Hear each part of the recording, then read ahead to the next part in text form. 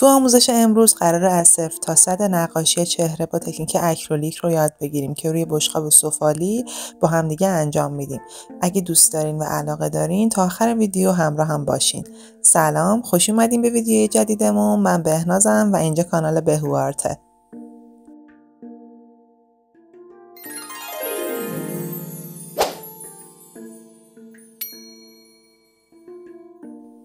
بعد از اینکه طراحی با مداد رو روی کارتون انجام دادین، شما شروع میکنین رنگ‌های اکریلیکتون رو روی پالت میچینین.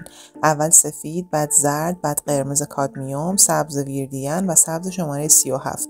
این رنگ‌ها رو روی پالتتون قرار میدین و شروع میکنین به ساختن رنگ پوست.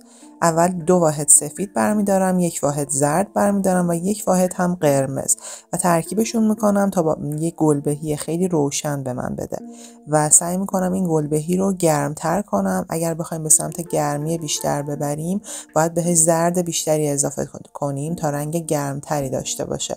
رنگ پوستی که میسازین، اگر رنگ پوست کاراکترتون سفید هست میتونین از قرمز بیشتر استفاده کنین. اگر پوست گندمی و سبز داره باید از زرد و همینطور سبز شماره 37 باهاش ترکیب بکنین. برای پوستی که من دارم کار میکنم تقریبا همون گلبهی روشن میخوام کار بکنم چون پوست سفید دارن و از همون ترکیب زرد و قرمز و سفید به اندازه کافی با هم دیگه ترکیب میکنم. سعی میکنم رنگم رو رقیق بکنم چون هر چقدر رقیق تر باشه رد قلم کمتری میندازه و کار من تمیزتر میشه. میتونم یه آب پاش کنار دستم بذارم با استفاده از آب پاش یا همینطور آبی که بهش اضافه میکنم رنگش رو رقیق تر بکنم.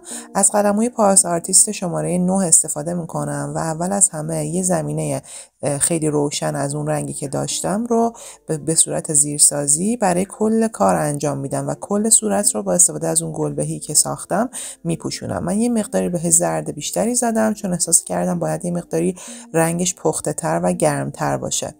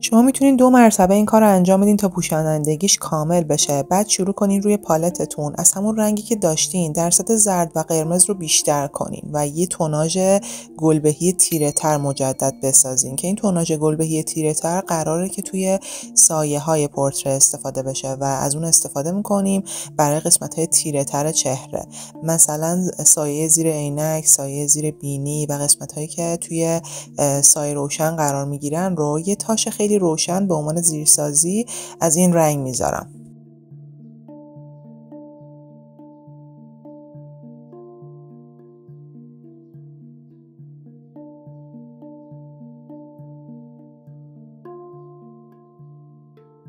اینجا باید سعی کنین سرعت عمل داشته باشین و همزمان از همون رنگ روشن‌تری که روی پالت دارین برای محو کردن مرز این دوتا رنگ استفاده کنین.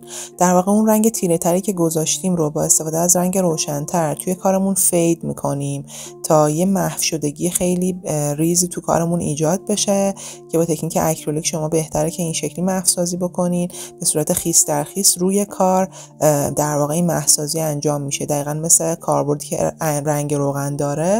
اینجا سعی می‌کنیم با تکنیک اکریلیک شبیه به رنگ روغن برخورد بکنیم و تا وقتی که کارها خیس هست، رنگ‌ها خیس هست، با هم دیگه ترکیب میشن. الان شروع می‌کنم مجدد یه رنگ تیره تر دوباره میسازم برای تیرگی‌های بیشتر و دقیقاً مثل مثل همون روش قبلی دوباره با همون روش فید میکنم. یعنی اول یه رنگ تیره میذارم، بعد با استفاده از رنگ روشنم اونو فیدش میکنم. میتونین همزمان جزئیات لبها و تیرگی هایی که برای سایه های زیر بینی هست رو هم انجام بدین.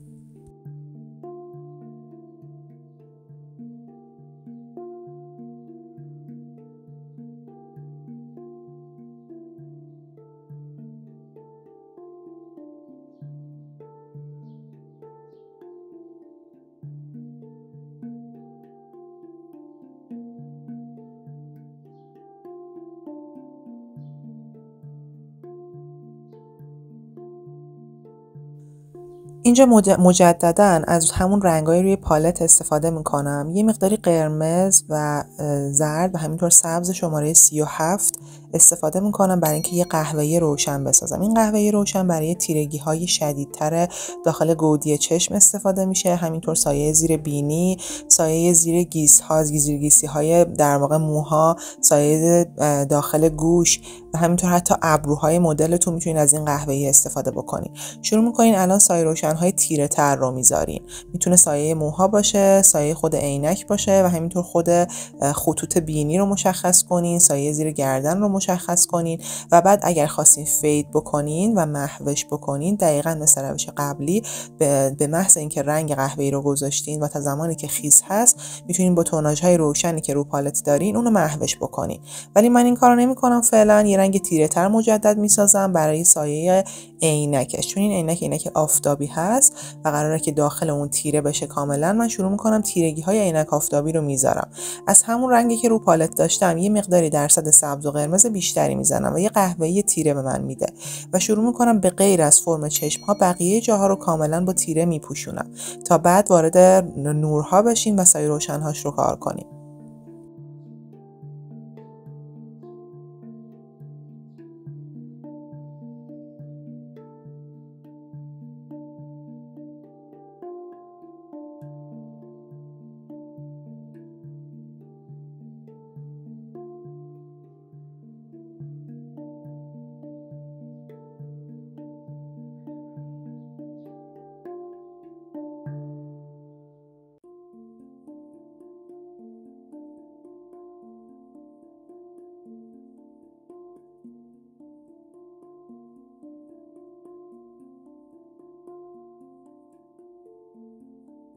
حالا از همون قهوه‌ای یه کوچولو از اون گلبهی که ساخته بودم و باهاش ترکیب میکنم و یه خاکستری روشنتری به من میده که نور روی پلک ها رو باهاش کار میکنم.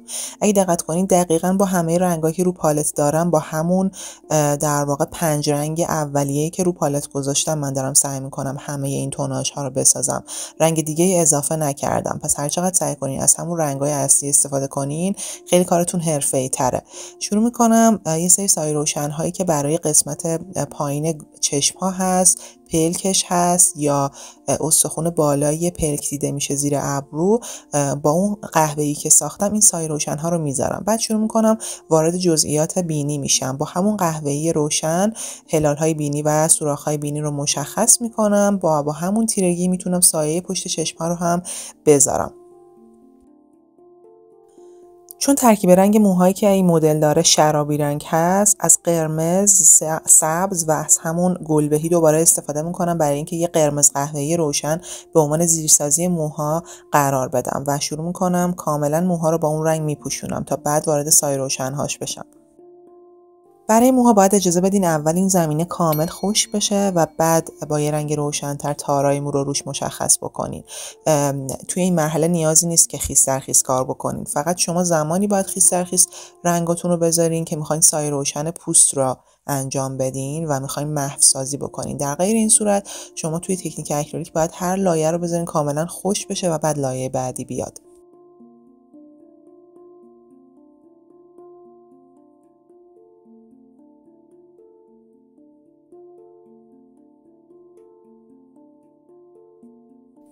حالا از همون گلبهی و سفید استفاده میکنم، یه مقداری خاکستری خیلی روشنتری با اون قهوه‌ای میسازم که این قسمت داخل سفیدی چشم‌ها رو قراره باهاش کار بکنم. از سفید خالص ما استفاده نمی‌کنیم چون این چشم‌ها پشت عینک آفتابی داره دیده میشه. باید در واقع روشنی رنگتون رو چند پله بگیرین و یه خاکستری بسازین ازش که خیلی نور زیادی دیده نشه، فقط فرم چشم‌ها زیر عینک دیده بشه.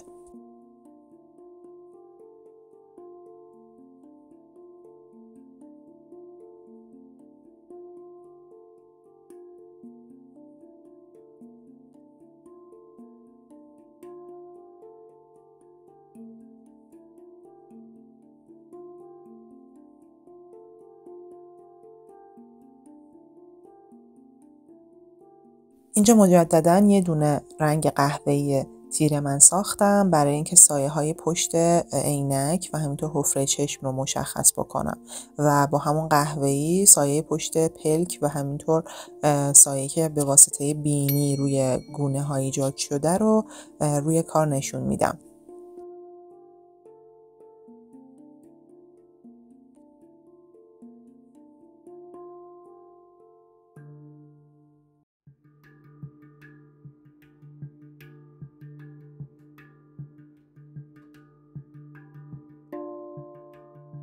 الان دیگه زمینه کار من خیس نیست و من دارم خوش روی خوش کار میکنم و تاش‌های تیره تر رو به عنوان سایه روشن برای تیرگی های سایه های گونه ها و همینطور زیر موها قرار میدم.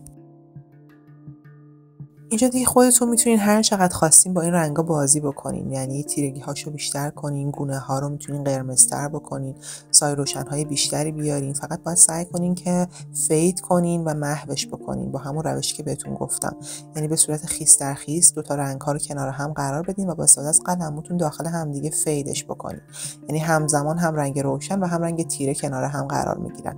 اگر که به این صورت که میبینین حبابای ریزی روی کارتون ایجاد شد، خیلی نگران نشین، طبیعیه توی اکریلیک. سعی کنین حبابا رو با استفاده از قلمتون بگیرین که با اون حباب‌ها خوش نشه. و من الان دوباره مجدد یه رنگ روشن ساختم و دارم با اون رنگ روشن سایه‌های نورهای بیشتری رو کارم ایجاد میکنم.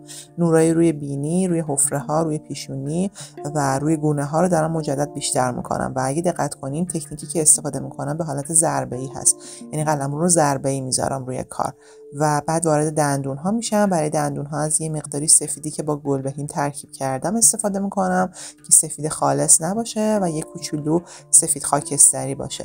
اول یه رنگ کامل از سفید میذارین و بعد برای اینکه جزئیات دندون ها مشخص بشه بعد از یه قهوه‌ای تیره تر استفاده بکنین. و همینطور از همون رنگ روشن مجدد برای نورهای روی پلک هم استفاده میکنم. با همون رنگ هایی که روی پالت دارم با ترکیبی که با قهوه‌ای داره مجدد استفاده میکنم. نور روی گونه و همینطور نور روی پلک ها رو مشخص میکنم.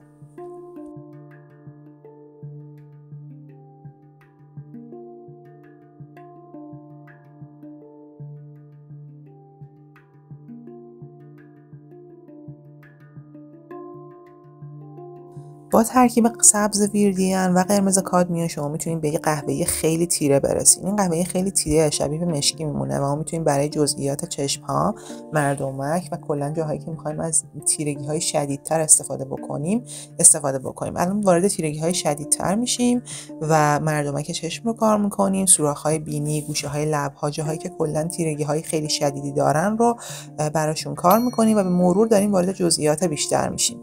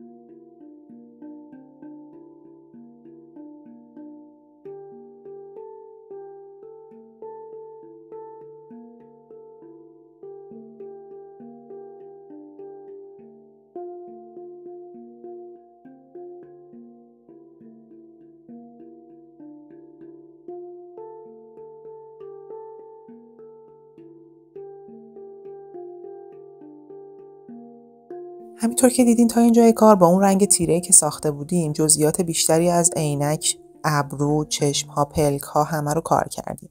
وارد دندونا شدیم، دندونا رو هم خیلی ریز کار کردیم. الان یه سایه روشن خیلی خاکستری روی عینک دوباره گذاشتم به حالت خیلی خیس که یه کوچولو عینک دوباره تیره‌تر بشه. بعد وارد جزئیات لباسش می‌خوایم بشیم. یه رنگ کامل از خاکستری گذاشتم.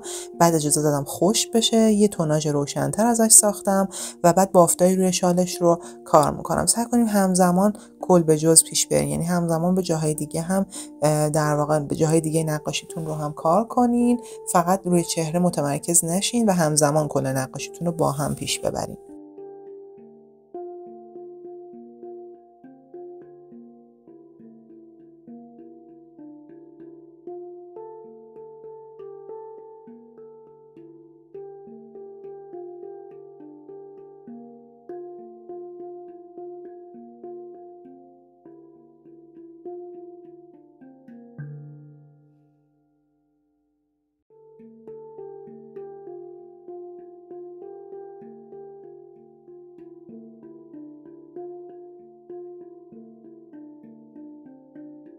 خب من دوست دارم کنتراست لب‌ها بیشتر باشه و لب‌ها تیرگی بیشتری داشته باشه. میتونین یه قرمز خیلی روشنی با نارنجی بسازین که یه کوچولو با قهوه‌ایتون میتونین ترکیبش بکنین که قرمز قهوه‌ای روشن بشه و شروع کنین لب‌های بالا کلا باید تیره‌تر باشه. لب بالا رو تیره‌تر می‌کنیم، لب پایین رو هم براش یه سایه می‌ذاریم که برجستگی روی لب پایین کاملا واضح باشه و مشخص‌تر دیده بشه.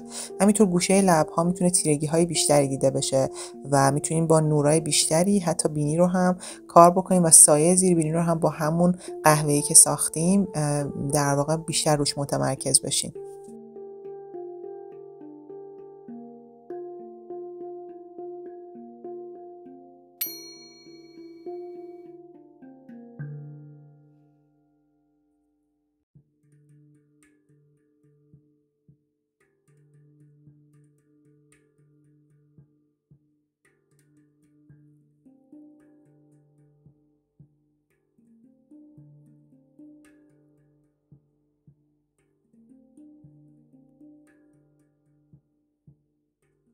اینجا مجددا روی پلک‌ها دوباره کار می‌کنیم و یه رنگ روشن‌تری برای پلک‌ها می‌سازیم. همونطور که می‌بینید من چندین و چند مرحله دارم روی این قسمت کار می‌کنم، یعنی کافی نیست که شما یه بار این کار رو انجام بدین.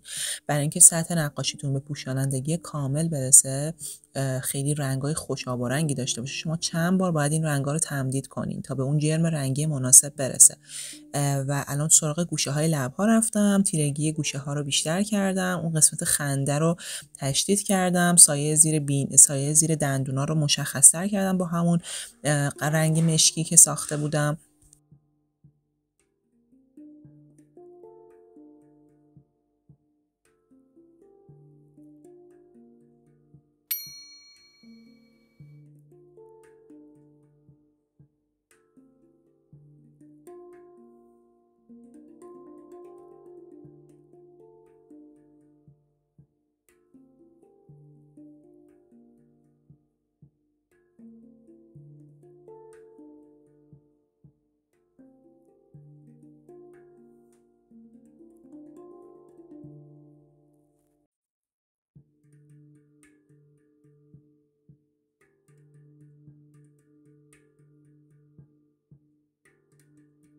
با استفاده از همون رنگ تیره که ساخته بودم سایه‌های لباس و همینطور شال گردنش رو میتونین بذارین. حالا اگه خواستین به صورت خیلی خاکستری باشه میتونین رنگتون رو رقیق‌تر کنین، اگه دوست داشتین خیلی تیره‌تر باشه رنگتون رو غلیظ‌تر استفاده میکنین.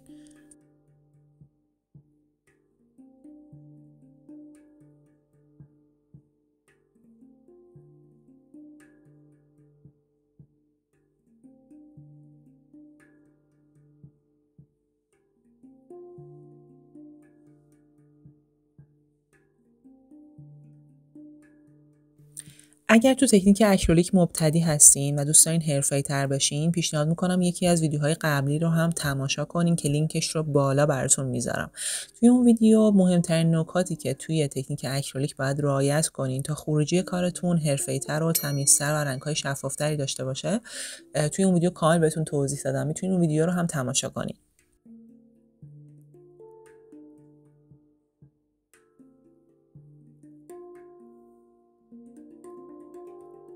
من اینجا با یه رنگ روشن سفید که با ترکیب اوکر مقداری سفیدیشو گرفته بودم و کرم تقریبا شده بود، یه سری نورای اکریلی روی شیشه عینکش رو اضافه کردم. الان دیگه کلا باید وارد جزئیات ریزتر بشیم، نورای شدیدتر، نورای نهایی کارمون رو اضافه بکنیم، نورای روی شیشه عینک رو اضافه بکنیم، سایه هایی که روی بینی هست رو اضافه بکنیم، یعنی نورای شدیدی که روی بینی قرار داره رو اضافه بکنیم که توی این مرحله شما میتونید نورهای نهایی کارتون رو اضافه بکنید. اگر دوست دارین نقاشی چهره رو حرفه‌ای‌تر یاد بگیرین، آناتومیتون قوی‌تر بشه، سایه روشنتون قوی‌تر بشه و کلاً با سبک آموزش من ارتباط میگیرین و دوست دارین که هنرجوی من باشین، میتونین وارد پیج من بشین و من اونجا یه دوره پیشرفته نقاشی چهره دارم که از 0 تا 100 نقاشی چهره رو یاد میگیرین، از آناتومی چهره تا اجراش با رنگ. اگه دوست داشتین میتونین وارد پیج بشین و دوره پیشرفته رو، هایلایتش رو مطالعه کنین و برای ثبت نام بهم دایرکت بزنین. این دوره به صورت آفلاینه و ویدیوهاش داخل کانال تلگرامه. شما وارد کانال میشین، از طریق کانال به ویدیوها دسترسی دارین و حدوداً 13 ساعت ویدیوی آموزشی در اختیارتون قرار میگیره که بدون اینکه تاریخ مصرف داشته باشه، هر موقع دوست داشته باشین میتونین آموزش کامل یاد بگیرین و ویدیوها رو تماشا کنین.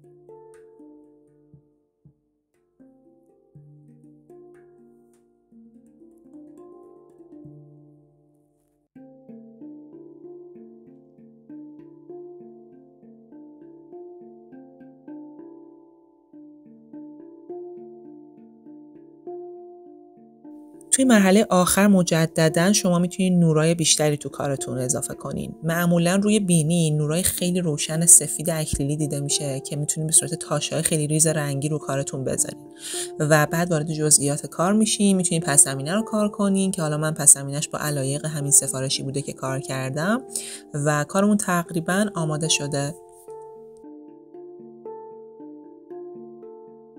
امیدوارم این آموزش براتون مفید بوده باشه تا اینجا. اگر دوست دارین که آموزش‌های بیشتری در مورد نقاشی چهره بهتون بدم، توی کامنت ها حتما بهم بگین که علاقه دارین توی این نوع آموزش هم بیشتر بهتون کمک بکنم یا نه.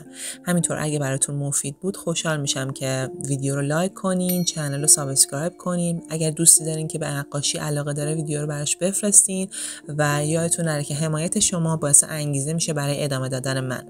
مرسی که دریغش نمی‌کنین. اینجا تو مرحله آخر من یه رنگ خیلی روشنی برای رنگ‌های موهای شرابیش در نظر گرفتم که با ترکیب قرمز و زرد و سبز ساختمش. یه قرمز قهوه‌ای خیلی روشنه که تقریبا برای موهای شرابیش خیلی میتونه مناسب باشه و اینم شد نتیجه کار. امیدوارم که لذت برده باشین از این ویدیو. تا ویدیوی بعدی، خدافظ.